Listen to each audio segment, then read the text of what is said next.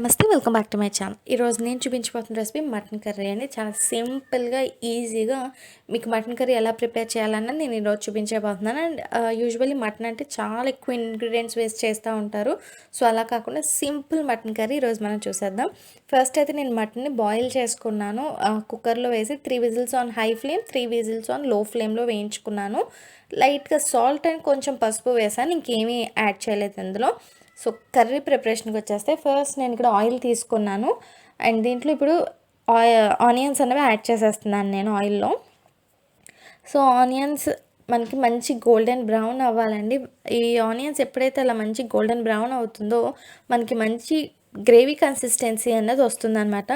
So first of all మనం ఈ ఆనియన్స్ని చక్కగా లైట్ అనేవి మంచి గోల్డెన్ బ్రౌన్ వచ్చేంత వరకు వేయించుకుందాము.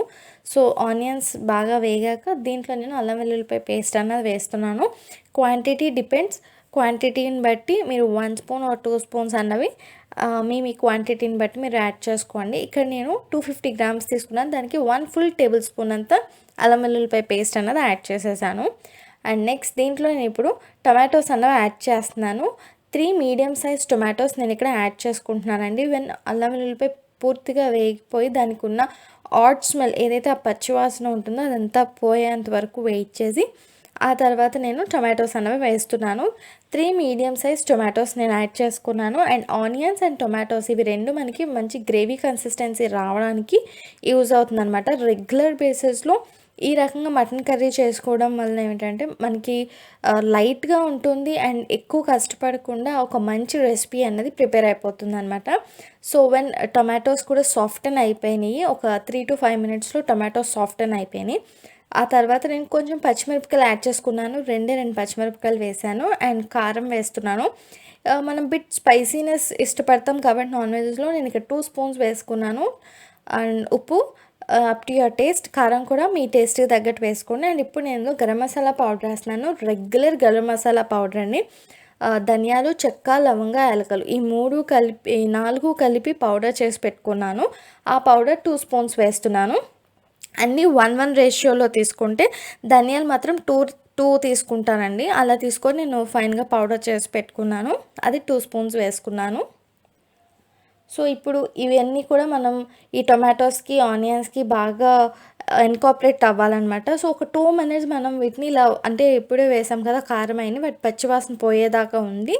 2 మినిట్స్ తర్వాత ఏదైతే మటన్ మనం బాయిల్ చేసి పెట్టుకున్నామో కొంచెం వాటర్ వేసి అది వాటర్తో సహా నేను ఇందులో వేసేసాను. సో అడిషనల్ వాటర్ కావాలనుకుంటే యాడ్ చేసుకోండి, లేదు అంటే మీకు అందులో వచ్చే వాటర్ సరిపోతుంది అనుకుంటే ఆ వాటర్తో మీరు రిమైనింగ్ కుక్ చేసుకోవాలి. రిమైనింగ్ అంటే ఈ మటన్ ఫ్లేవర్స్ అన్నీ కూడా మన గ్రేవీ కోసం ఏదైతే తయారు చేసి పెట్టుకున్నామో దాంట్లో ఇన్కార్పొరేట్ అవ్వాలన్నమాట. సో వాటర్ అంతా కూడా తగ్గిపోయి నాకు మంచి గ్రేవీ కన్సిస్టెన్సీ అన్నది ఇప్పుడు నా కర్రీకి వచ్చేసింది.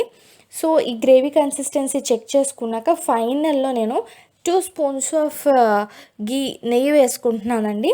ఈ రెసిపీకి హైలైట్ ఏదైనా ఉంది అంటే ఇందులో నెయ్యి యాడ్ చేయడం. మనం చేసుకునేది చాలా సింపుల్గా ఉంటుంది, బట్ ఎప్పుడైతే మనం లాస్ట్లో నెయ్యి యాడ్ చేసామో రెసిపీ మొత్తం కూడా చేంజ్ అయిపోతుందండి. టేస్ట్ అనేది చాలా బాగుంటుంది. గ్రేవీ కన్సిస్టెన్సీ కనుక మీరు చూస్తే మనం చాలా అంటే లైక్ గసగసాలు వేసి అవి వేసి ఇవి వేసి చేస్తే వచ్చే గ్రేవీ లాంటి కన్సిస్టెన్సీ అనేది మీకు వస్తుంది. బికాస్ మనం ఎప్పుడైతే ఆనియన్స్ని, టమాటోస్ని పర్ఫెక్ట్గా రోస్ట్ చేసుకుంటేనే ఆయిల్లో మనకి ఆ టైప్ ఆఫ్ గ్రేవీ అన్నది వస్తుంది. నేను ఎప్పుడైతే నెయ్యి యాడ్ చేసేసుకున్నాక దీన్ని డిష్ అవుట్ చేసేసుకున్నాను. ఫైనల్లో కర్రీ అంతా అయిపోయాక నెయ్యి యాడ్ చేసుకోవాలండి.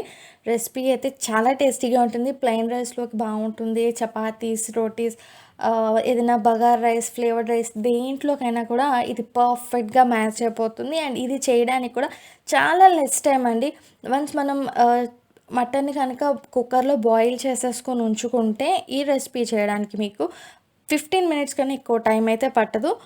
ఒకసారి ట్రై చేయండి, చాలా టేస్టీగా ఉంటుంది అండ్ చాలా సింపుల్గా కూడా ఈ రెసిపీ అయిపోతుంది. ఎప్పుడైతే ఎక్కువ వర్క్ ఉంటుందో అప్పుడు ఇలాంటి సింపుల్ రెసిపీస్ చేయండి, టేస్ట్ బాగుంటుంది అండ్ మీకు టైం కూడా కలిసి వస్తుంది. సో ఎవరైనా ఈ రెసిపీ ట్రై చేస్తే తప్పకుండా కింద కామెంట్ సెక్షన్లో మాత్రం మిస్ కాకుండా చెప్పండి.